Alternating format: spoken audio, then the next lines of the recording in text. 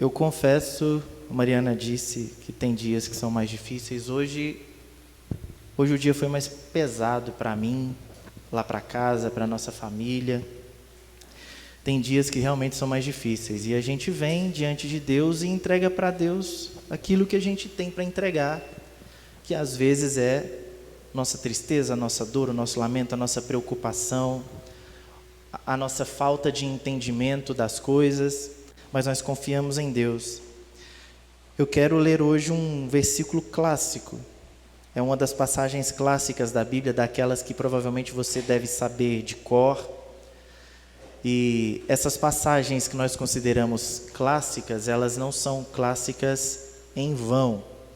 Elas são clássicas porque elas são muito usadas, elas são facilmente decoradas e elas têm uma mensagem central muito importante que traz algum ensinamento para a nossa vida. Hoje é uma dessas passagens clássicas da Escritura que provavelmente você saberia recitar. Basta eu falar o início do versículo, você saberia ir até o fim, provavelmente. Mas vamos lá. Segunda carta de Paulo aos Coríntios, capítulo 5 e o verso 17. 2 Coríntios 5, 17. Esse texto na NVI diz: portanto, se alguém está em Cristo, é nova criação. As coisas antigas já passaram, eis que surgiram coisas novas. Talvez ainda a versão mais clássica desse texto é: portanto, se alguém está em Cristo, nova criatura é.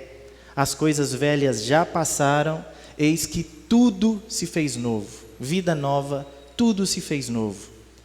E às vezes o que a gente está aqui ansiando, a gente vem nos encontros, a gente participa das coisas, ansiando exatamente essa vida nova, ansiando essa mudança, esse renovo, essa transformação na nossa vida. A gente quer algo novo.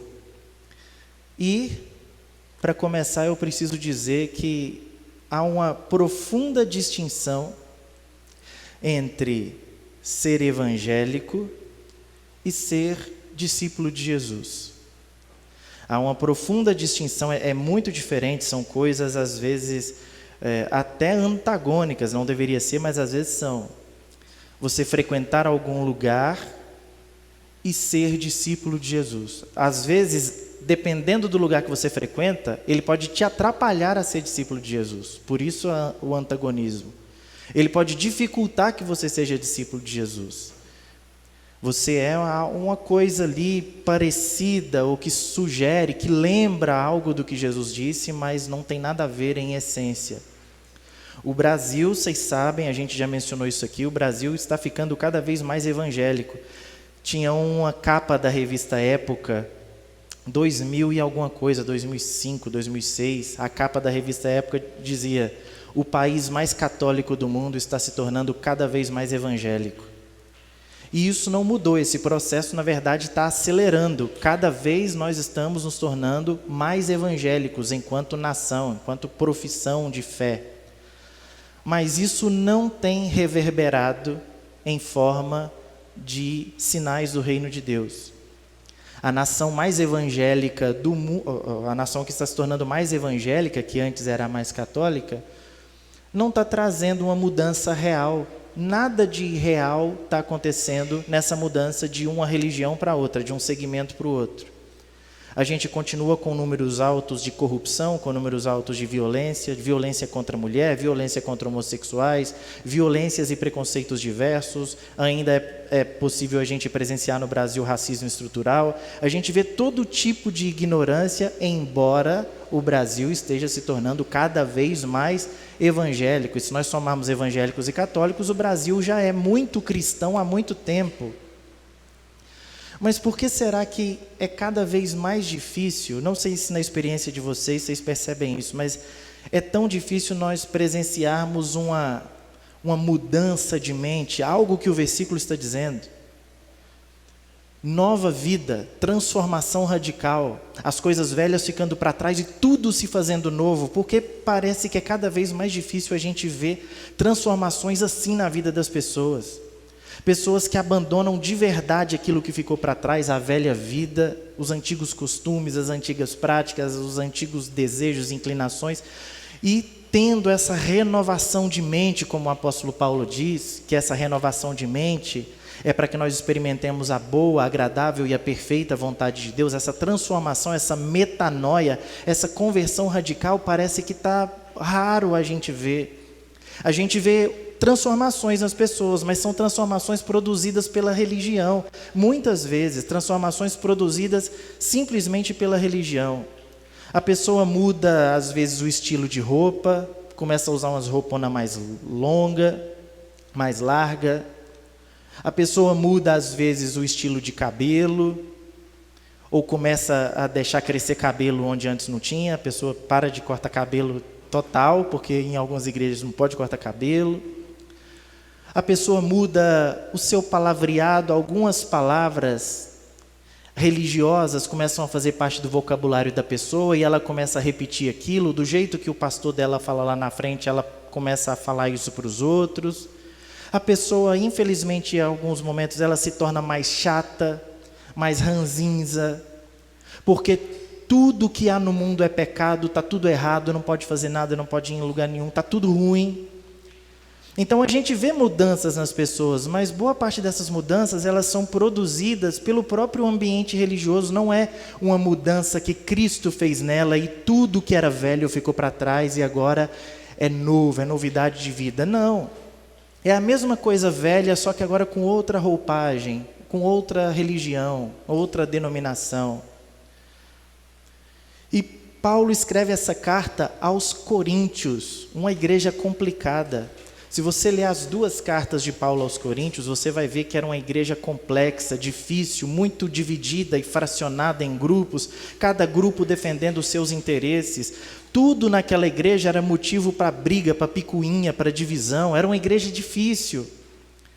Será que na igreja de Corinto, para quem Paulo escreve, será que todas as pessoas daquele lugar viviam uma experiência nova, novo nascimento, tudo se fez novo para aquelas pessoas? Eu acho que não. E o texto que nós lemos nos ajuda a entender quem é que experimenta essa novidade, quem é que vive de fato essa novidade. O texto começa dizendo a condição principal para isso: se alguém está em Cristo. Se alguém está em Cristo, nova criatura é. As coisas velhas passaram, ficaram para trás e tudo se fez novo. Se alguém está em Cristo. A pergunta então para nós é: o que é estar em Cristo? Porque o texto não diz se alguém está na Save, se alguém está na igreja do Evangelho Quadrangular, se alguém está na igreja católica. Não, se alguém está em Cristo. Mas o que é estar em Cristo? Como nós percebemos o estar em Cristo? Estar em Cristo é ser evangélico. Estar em Cristo é ter sido batizado numa igreja cristã. Isso é estar em Cristo. Estar em Cristo é você ser frequente e fiel nas suas contribuições financeiras a uma igreja, a uma denominação. É isso que é estar em Cristo. Ou talvez estar em Cristo seja você acreditar que Jesus existiu e que Ele fez o que dizem que Ele fez e falou as coisas que dizem que Ele falou. Eu acredito que tudo que está escrito aqui é verdade, Jesus falou isso mesmo e Ele fez todas essas coisas aqui mesmo. Pronto, isso é estar em Cristo. Você concordar com os documentos de fé que foram elaborados pela igreja durante a história. Você subscrever as confissões de fé, os credos, você concordar, você ter uma aceitação intelectual das coisas que Jesus diz e fez. Isso é estar em Cristo? Ou talvez a percepção de alguns é que estar em Cristo é ter nascido num lar evangélico. Meus pais são cristãos, meus pais são evangélicos, logo eu já nasci em Cristo. Tem gente que acha que é isso, né? Estar em Cristo é ser frequente nas reuniões. Eu não falto uma, logo eu estou em Cristo. É isso, gente? Ou será que é um critério que foi colocado aí alguns anos atrás, pelo menos em boa parte da igreja, que estar em Cristo é você votar na pessoa certa, no partido que Cristo está apoiando. Estar em Cristo é você ter uma posição política correta. Se você vota na direita, aí beleza, você está em Cristo. Ou então, vamos pegar o oposto, você só está em Cristo se você vota num candidato da esquerda. Aí beleza, aí você está em Cristo. Estar em Cristo tem relação com posicionamento político partidário?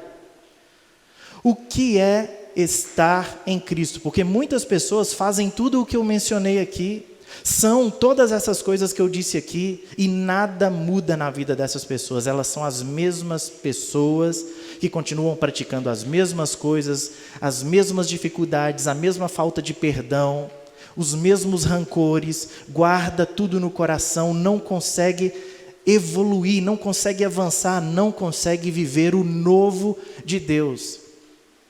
Então a pergunta principal da noite é: o que é estar em Cristo? E eu convido vocês para a gente olhar o contexto dessa passagem, porque eu imagino que tem algumas pistas aqui do que é estar em Cristo. A partir do versículo 14 já nos ajuda. Versículo 14. Pois o amor de Cristo nos constrange. Essa aqui é como a NVI traz. O amor de Cristo nos constrange. Não sei como é que está na sua versão. A NVT, se alguém tiver a NVT aí, pode confirmar isso. A NVT traz assim: pois o amor de Cristo nos impulsiona. O amor de Cristo nos impulsiona. O Werner de Boer, um comentarista bíblico, ele traduz esse texto, esse trechozinho aqui, como: nós somos definidos pelo amor de Cristo. Veja então, a NVT traz: o amor de Cristo nos impulsiona. O Werner de Boer, comentarista bíblico, perito nas línguas originais da Bíblia, ele traduz esse texto como: o que nos define é o amor de Cristo. E o versículo 15 diz assim: e ele, Cristo, morreu por todos, para que aqueles que vivem já não vivam mais para si mesmos, mas para aquele que por eles morreu e ressuscitou. Jesus quer que nós vivamos para Ele, quer que a nossa vida seja em função dEle, que viveu, fez o que nós cantamos aqui: nasceu, sofreu, morreu por nós, o seu sangue lá na cruz derramou. Jesus quer que nós entreguemos a nossa vida, tudo que nós somos, todo o nosso ser, a forma como fazemos, como pensamos a vida. Ele quer que nós entreguemos tudo a Ele. O objetivo é nós vivermos para aquele que por nós morreu e ressuscitou. Nós não vivemos mais em função de nós, dos nossos interesses, das nossas vontades, daquilo que nós pensamos ser certo, das nossas convicções. Nós entregamos isso a Cristo e nós vivemos agora em função de Cristo.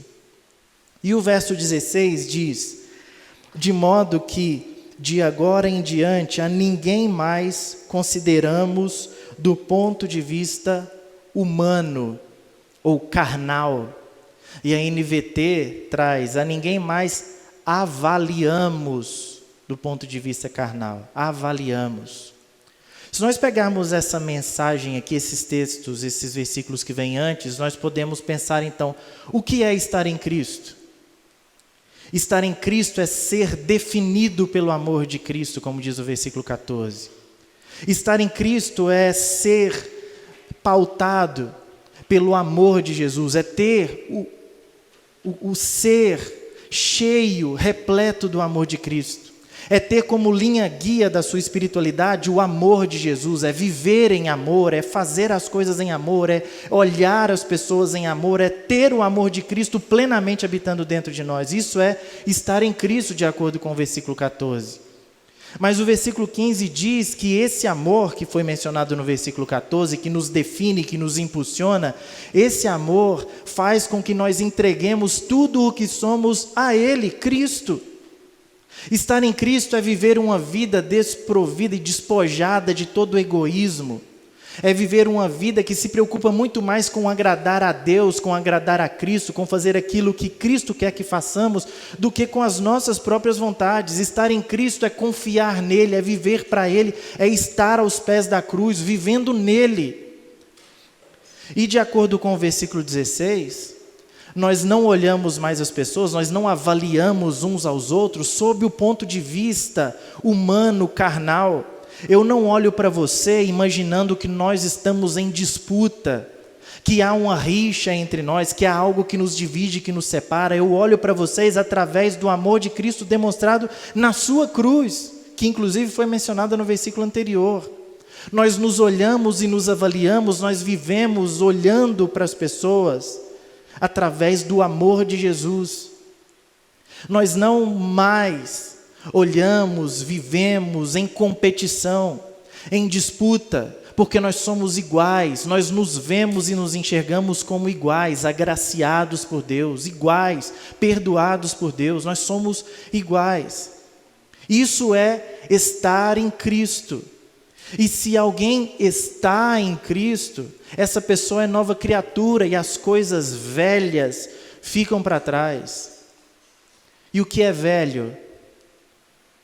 As práticas religiosas antigas, as motivações antigas, as barganhas com Deus, as tentativas de convencer Deus a fazer aquilo que eu quero que Ele faça, os meios de dobrar Deus e fazer com que Deus sempre haja comigo como se Ele fosse um gênio da lâmpada. Eu esfrego a minha lâmpadazinha, ou eu venho na igreja, ou eu faço uma oração, eu cumpro um propósito e Deus automaticamente faz aquilo, realiza os meus desejos. Esse tipo de barganha, isso é coisa velha. Guardar rancor no coração, velhas práticas, velhas palavras, velhos vícios, essas coisas elas vão ficando para trás, porque agora eu estou em Cristo, então isso fica para trás. E coisas novas começam a emergir. E o que é o novo de Deus para nós? O que é o novo que é pautado nesse amor que nos define? Jesus ajuda a gente no Sermão do Monte, quando Ele diz que novo, práticas novas, o eu porém vos digo, vocês aprenderam o que foi dito pelos seus antepassados, isso é coisa velha, mas eu porém vos digo, o que é novo que eu, Jesus, trago a você é: ame os seus inimigos, orem por aqueles que te perseguem. Se nós presenciamos, se nós estamos diante de alguém com necessidade, nós estendemos a mão para a pessoa que está em necessidade, para o aflito que está precisando de nós. Isso é coisa nova. É quando nós refletimos em nós o caráter de Cristo, quando nós vivenciamos no nosso dia a dia, quando nós mostramos, refletimos no nosso dia a dia a pessoa bendita de Jesus, quando nós somos parecidos com Ele. E quando essa semente do amor, ela cai num coração fértil, e eu espero que isso seja comigo e com você, quando essa semente do amor que nos define, essa semente que nos faz viver unicamente para Cristo e nos faz avaliar uns aos outros agora sob a cruz de Cristo, quando esse amor cai no nosso coração, é deflagrado um processo inevitável de frutificação, e nós começamos a fazer as coisas, nós começamos a viver a vida, nós começamos a encarar tudo na nossa vida a partir desse amor que agora começa a florescer dentro de nós. E é por isso que estar aqui passa a não ser uma obrigação. Hoje tem igreja, eu tenho que ir. Eu tenho que ir, porque senão a minha semana vai ser só tribulação, vai acontecer um monte de coisa errada, de coisa ruim comigo, vai dar tudo errado. É porque eu não fui na igreja, então eu preciso ir na igreja para as coisas começarem a dar certo. Essa mentalidade, isso vai embora. E eu começo a pensar: eu quero estar lá. Eu quero estar lá porque eu quero cultuar a Deus com os meus irmãos, eu quero cantar a Deus junto com aquelas pessoas que estão lá. Eu quero estar lá porque eu posso ser abençoador na vida de alguém. Pode ser que alguém esteja precisando de mim, então eu quero estar lá. Eu quero estar lá porque eu gosto da unidade, dessa bagunça santa, da gente se reunindo, da gente cantando, da gente comendo ali no final. É bom, eu quero estar no meio dessa bagunça, eu quero estar lá porque isso é bom e agradável que os irmãos estejam em comunhão. É bom isso, eu quero estar lá. Isso quem faz é o amor de Deus. Não adianta estabelecer regra aqui. Não adianta eu dizer: olha, você tem que vir tantos dias por mês. Isso aqui é o mínimo para Deus abençoar a sua vida. Se você não cumprir o mínimo, nem vem. Não vem reclamar depois não. Não existe isso. Até na luta contra o pecado, todos os dias nós temos batalhas contra o pecado, mas o que nos ajuda, a maior força, a maior arma na nossa luta contra o pecado é o amor frutificando dentro de mim e de você. Porque esse amor gera um fruto chamado gratidão. E quando você é grato, você diz: Senhor Deus, eu sou grato por esse amor que foi demonstrado na cruz, esse amor que cantamos, esse amor que nós dissemos, graças, graças meu Senhor, graças a Ti.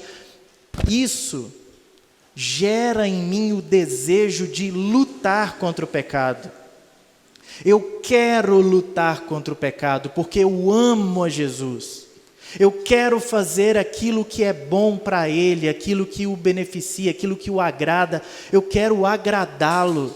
Não há uma lei, não há um ordenamento, não há nada me dizendo, me constrangendo que eu tenho que fazer. Eu faço porque eu entendi, é algo que está na minha consciência. Eu entendi que eu agrado a Deus quando eu me esforço, quando eu mostro o quanto eu sou grato por tudo que Ele fez. A santidade vem da gratidão. Não adianta nós implementarmos regras e nós começarmos a oprimir as pessoas e nós dizermos o que as pessoas devem ou não fazer, colocar ali pregado na porta uma lista de afazeres, de tudo que a pessoa precisa fazer ou ser para entrar aqui. Não adianta, isso não tem poder nenhum contra o pecado.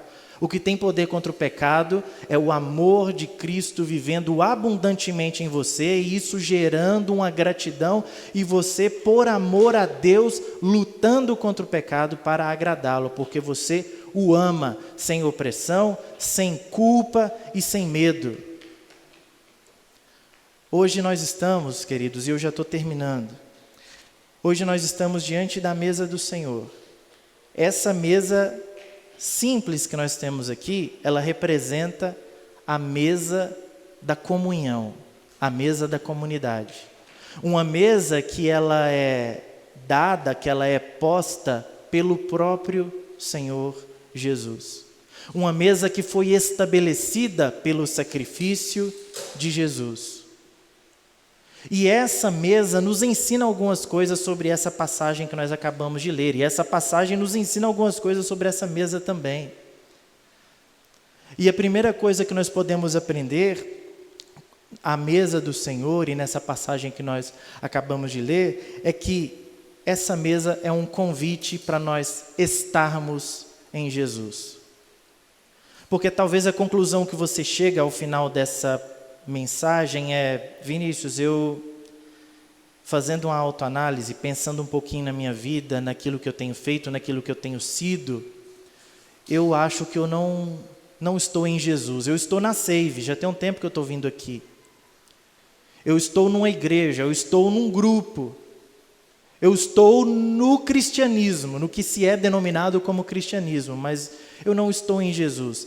A mesa do Senhor é um convite a você para que você esteja em Jesus. Essa mesa, esses elementos representam o corpo e o sangue do Senhor Jesus. E eles nos convidam para estarmos nele, para fazer parte disso. Outra coisa que essa mesa representa, que a ceia representa, é a nova vida em Cristo. Nós celebramos uma nova vida. Nós estamos aqui com o nosso coração alegre, por isso nós cantamos tantas músicas de gratidão a Deus, nós estamos felizes porque nós não deveríamos estar aqui. Nós não éramos merecedores de estarmos aqui juntos na presença de Deus, não somos merecedores disso. Mas esse pão e esse vinho, esse cálice, eles representam o que Cristo fez por nós. E por causa do que Cristo fez por nós, nós estamos aqui, então nós celebramos. Essa mesa é a mesa da alegria, porque as coisas velhas passaram e Ele nos deu a possibilidade de vivermos o novo, uma renovação na nossa vida. Agora, outra coisa que essa mesa representa é que as coisas velhas passaram. precisam ficar para trás. Cristo deu a sua vida por nós. Cristo moeu o seu corpo e verteu o seu sangue por nós, para que nós experimentássemos uma nova vida, vivêssemos em um novo caminho. Eu não sei quais são os caminhos que você tem vivido. Acompanhar você, ver você aqui, não é suficiente para saber de nada da sua vida. Não é suficiente para você saber de nada da minha vida. Só Deus sabe os caminhos pelos quais você tem vivido, onde é que você tem andado, só Deus sabe. Mas o convite que essa mesa nos faz, o convite que a mesa do Senhor, que a ceia do Senhor nos faz é: deixe para trás os antigos caminhos, os velhos caminhos, a velha vida, as velhas práticas, deixa isso para trás e venha experimentar o novo de Deus, que foi conquistado na cruz, que foi conquistado através do sacrifício de Jesus. E por último, queridos, essa mesa é a grande niveladora entre nós. Essa mesa é o que nos nivela. Não tem rico, não tem pobre, não tem diferença de gênero, não tem diferença de classes, não tem diferença etária, não tem diferença de nível acadêmico, não importa a sua origem, a sua história, o que você viveu, o que te trouxe até aqui, como você viveu. Essa mesa nos nivela porque ela só está aqui porque todos nós somos igualmente imerecedores dela. Se alguém tem a audácia de olhar para essa mesa, para esses elementos e dizer: eu mereço participar disso, eu mereço comer desse pão e desse vinho, essa pessoa talvez seja então a única que não deveria participar. Porque a mesa do Senhor, a ceia do Senhor, ela aponta para o sacrifício de Jesus, que foi feito porque nós não tínhamos condições de nos chegar até Deus por nossos esforços. Todos nós aqui somos imerecedores desses elementos. E a partir do momento que você diz: Senhor, eu não estou bem para participar da ceia hoje. Senhor, a minha semana foi arrasadora. Acabou com a minha vida, minha semana foi muito difícil. Meu dia hoje me fez mal. Eu estou aqui mal, eu não sou digno de participar desses elementos. Eu não sou digno do Senhor, eu nem deveria estar aqui para começar. Se você tem esse pensamento, é para você que essa mesa é. Você é convidado a estar à mesa e participar, porque a mesa é para os agraciados, para aqueles que não deveriam participar, mas podem participar por causa do que Cristo fez. Eu convido você a fechar os seus olhos e nós vamos orar para participar desse momento. Eu quero convidar aqui a Aniele e a Ana, que já ajudaram a arrumar, então vamos aproveitar que elas estão uniformizadas. E elas vão servir vocês. Mas antes delas passarem o cálice e vocês pegarem do cálice com pão, nem é vinho, né? É suco de uva. Antes de você pegar o cálice com pão e o suco de uva para participar, eu gostaria que você orasse ao Senhor e que você colocasse a sua vida diante de Deus. Colocasse diante de Deus as suas aflições, as suas angústias, a sua tristeza, sua ansiedade, a sua sinceridade. Porque se você se analisar bem, a conclusão que você vai chegar é a mesma que eu sempre chego quando eu olho para esses elementos, que é: eu não sou digno, não é para mim, eu não merecia. quem sou eu para participar? E você entregue isso ao Senhor e diz: Senhor, eu quero me apropriar agora da graça que vem do Senhor.